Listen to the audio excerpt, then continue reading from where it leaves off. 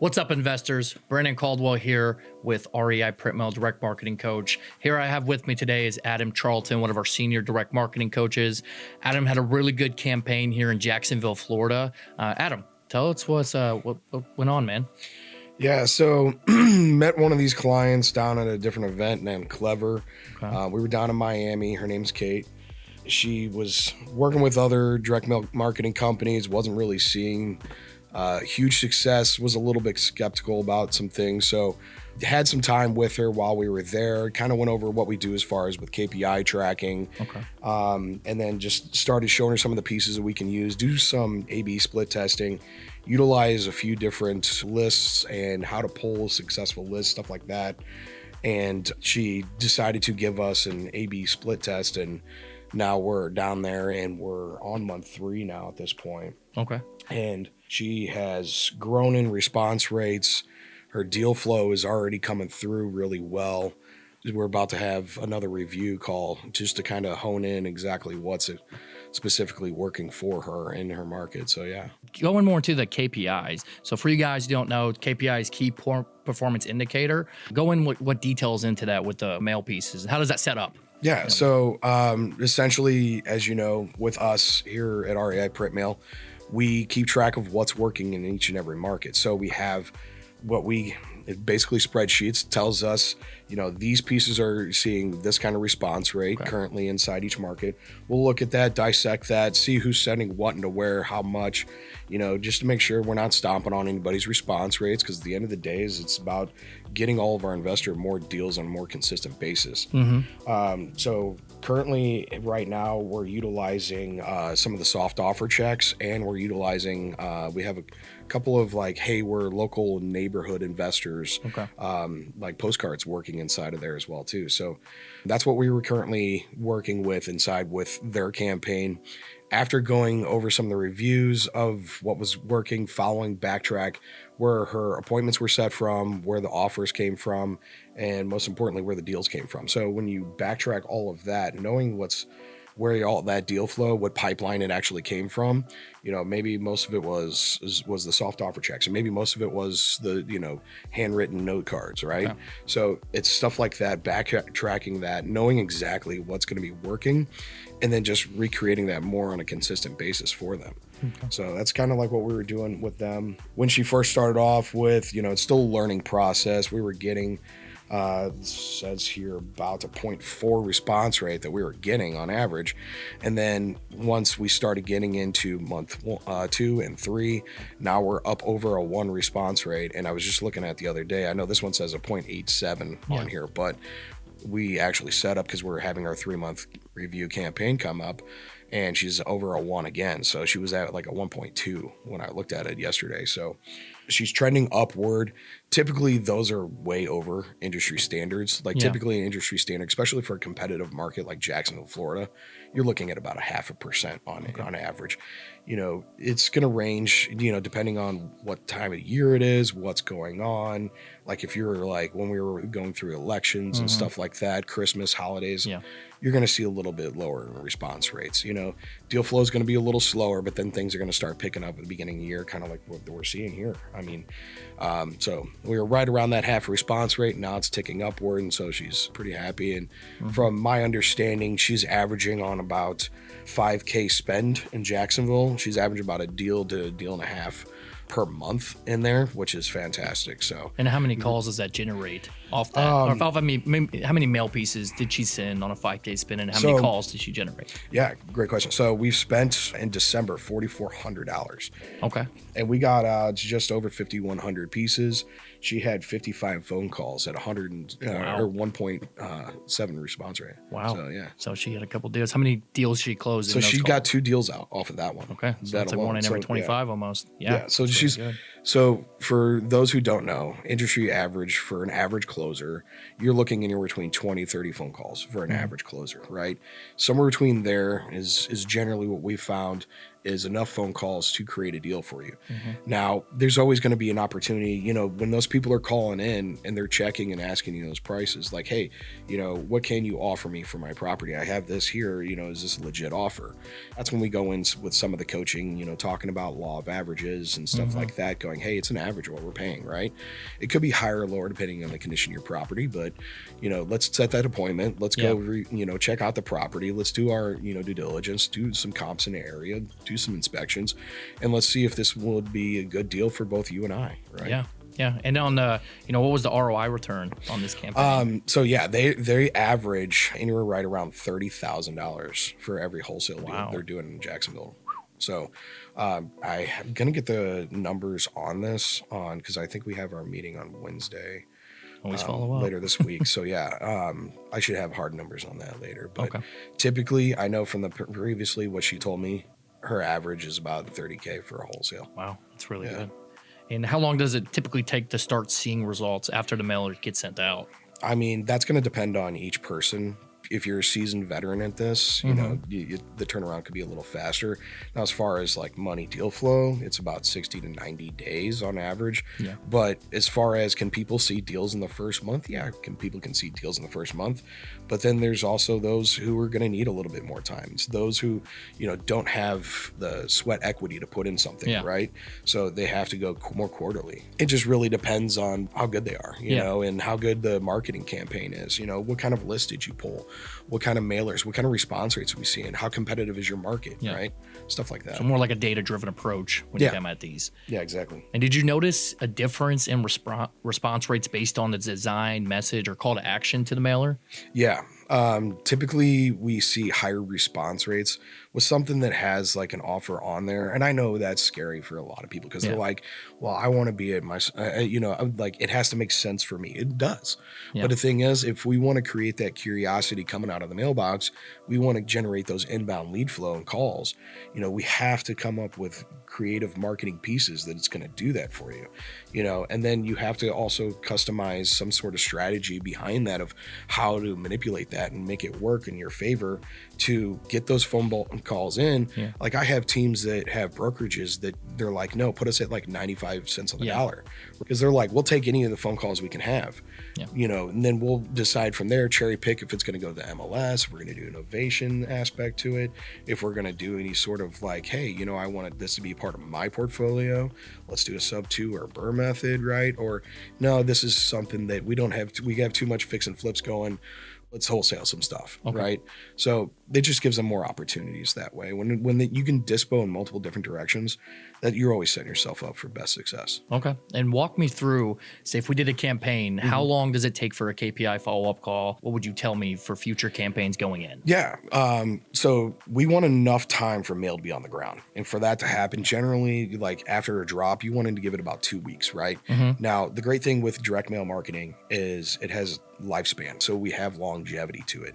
You could do a mailing, and we actually have KPIs to show this, but we have mailings that we've done in April, March, May, and people are still getting calls and deals in December of that year. Wow. You know, there's even people who have said, hey, you know, you guys have told us to keep phone numbers live for years. And then I've gotten a phone call 3 years later, right? Yeah.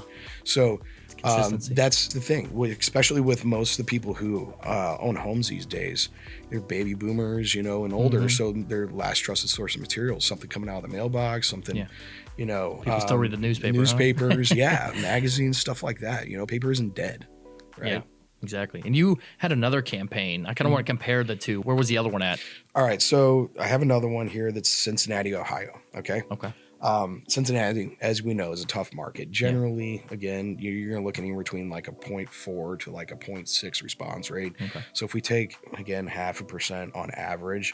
So we started off with, we knew what we wanted to send in there. He has a smaller kind of a budget. What do you guys send in here? We're sending in some of the notice pieces. So if anybody has never seen them, it's something we created. We saw, got the idea, because we do a lot of creative ideas come from our everyday lives, right? And so the owner had something that's, you know, your wife's always ordering stuff off of Amazon. And so you have all those packages at your door, or maybe something came in, you know, through the mail system. And, he saw this thing that's on his door and said, "Hey, sorry, we missed you." Yeah. And so we created this notice piece. And we're like, "Hey, let's give this some A/B split testing, see what this works." And generally what we found out is almost every market across the United States, it works really well. It's got that really high open rate as you're coming out of the mailbox, something that gets put to the top, right? Yeah. Kind of like those soft offer checks, right? When we came up with those during COVID, we were mimicking the stimulus checks. Yeah, everybody was right? expecting a paycheck. What was everybody expecting, right? Yeah. Those paychecks. Yeah. Hey, government, thanks for the, what was it, $700 or something like that? Yeah. So yeah, that's what everybody was expecting out of their mailbox, and what they were looking for. So you have to also think of the time of year, like Christmas time, handwritten stuff, right? Yeah. Graduation cards, Christmas cards, stuff like that, stuff like that. But yeah, so we knew because we knew he had a smaller budget, and we knew going in there we had to hit him with the best piece, right? Typically, he's looking for stuff that where he can wholesale. He doesn't have any other way to take it to the MLS or anything like that. So he's very, very limited on what he can do with his properties. And he didn't really tell me this off the start, but he actually is living in Germany, and so how do you manage that? That's what I was. That's what I was like. Okay, well, we're generating good call volumes for him, so we start off about 0.5% on month 1. Month 2, we got up to about 0.6%, and then by month 3, we were over a 1. We had a 1.08, and so when we were going over our reviews, by the way, we do reviews typically about 45 days after a campaign starts, right? It's just like I was talking about how we want to make sure there's at least 2 weeks for each drop to get on the ground.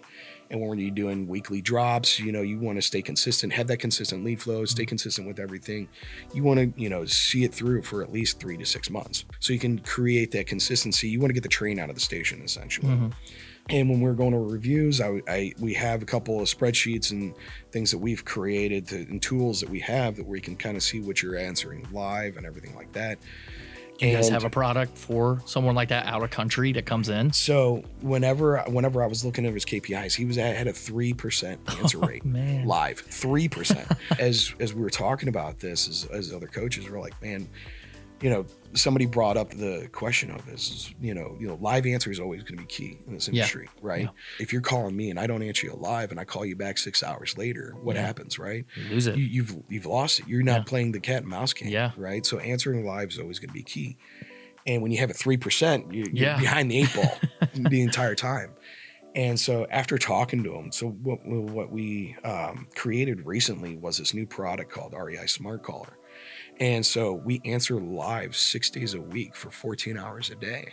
Wow. And so for somebody like him, that's huge, right? Yeah. So we have a live answer rate about 80% of the time, where most average investors, especially ones that don't have built-in processes, have these large teams, they're answering under what we found out, because we did the study on that. Yeah. We found out they're answering under 50% of the time. It's more like closer to like 45 to like 20% of the time people are actually answering live. Man. So you're actually leaving so much money on the table that it's not even funny. And then, playing the follow-up game. If you don't have a good follow-up game, you're hurting yourself.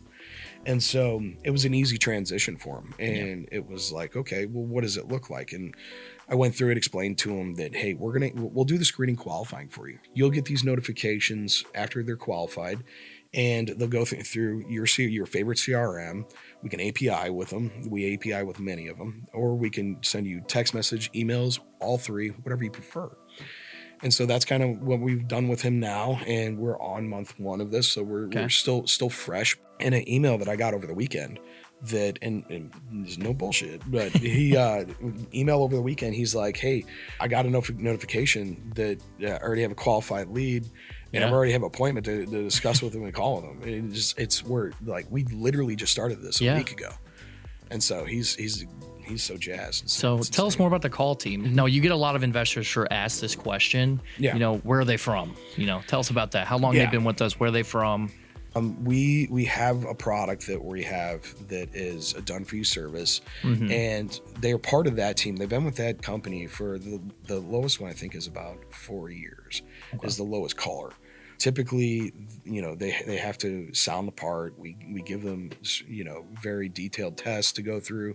If they don't sound like they deserve to be on the phone, they don't sound like they're going to help our investors, we don't put them on there. We'll put them in a different position. Yeah. But this company's been around for over 15 years. Yeah. That, we have.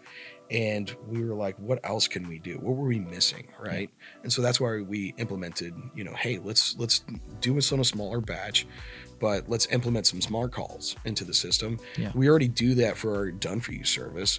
It's just adding in a different aspect to it, right? It's like puzzle pieces, just adding them to and that's the biggest thing for investors. It's like, hey, what do you need, right? Yeah. And you were never going to push anything that you don't need. What did Justin in Cincinnati need? He wasn't answering live. Yeah. He needed a call team, right? Whether that or maybe, hey, my list just isn't hitting right. Well, not every list is the same, You can deplete a certain data set in a certain area, and then you have to, maneuver that. And would you say certain data works well in other markets compared to, more markets, like region-wise, or would you do state-wise? How would you describe that? So what we've done, and we're still kind of diving further into this, but not every data set's the same, right? And it's about how you manipulate that data. Certain data sets work well, like in the middle of the United States. Yeah. Other ones work really well coastally, anything that touches salt water. Yeah. And then, then there's other ones. Obviously, you have your more niche stuff, and that where your courthouse records, stuff like that, stuff that's very hot, fresh, time sensitive, that you want to get in front of as soon as possible. Probates, all that stuff. Yeah, exactly.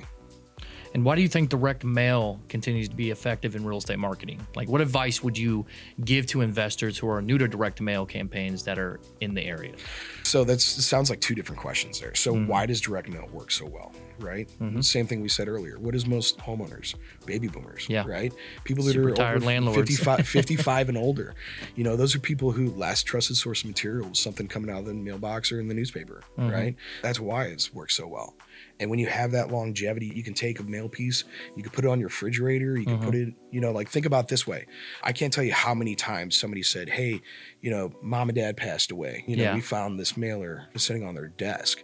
Yeah, it's because old people keep that stuff around forever, right? Have you ever, mom and dad's house? Have you ever, put your, like taking somebody out of a home and then put them into like a nursing home or anything like that? What do they typically have? They have like newspapers that are from, 1930, 1940. It's like, why?